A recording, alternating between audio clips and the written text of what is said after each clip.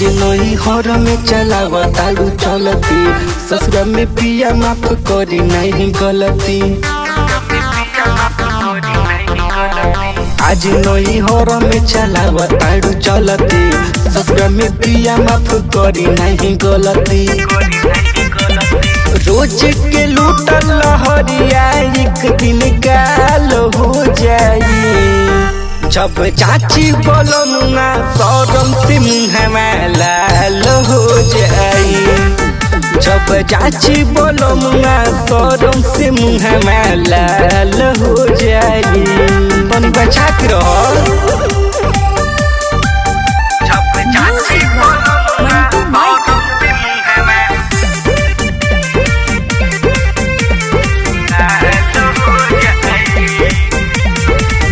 सीखलू नही से लुरवा सहुरवा, तोहिया पछतैबू जहिया जइबू ससुरवा।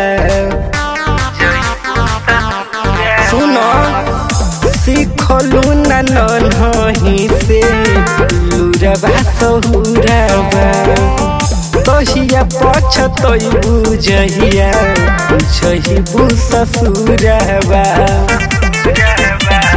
करबू जे आना कानी तो सुनो बबाल हो जाई।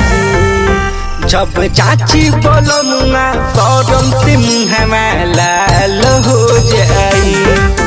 जब चाची बोलमुना सौरम से मुँह लाल हो जाई।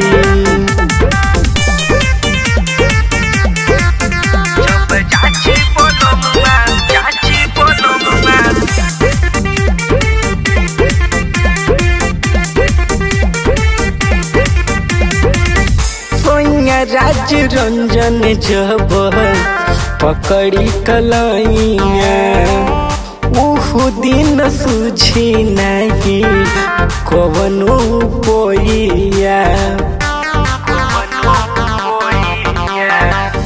मंटू राज रंजन जब पकड़ी कलाइया, उहु दिन सूझी नहीं कवनो पोइया। सोच समझ के लिखेला बाकी धमाल हो जाई। जब चाची बोलमुना सौरम से मुँह लाल हो जाई। जब चाची बोलमुना सौरम से मुँह लाल हो जाई।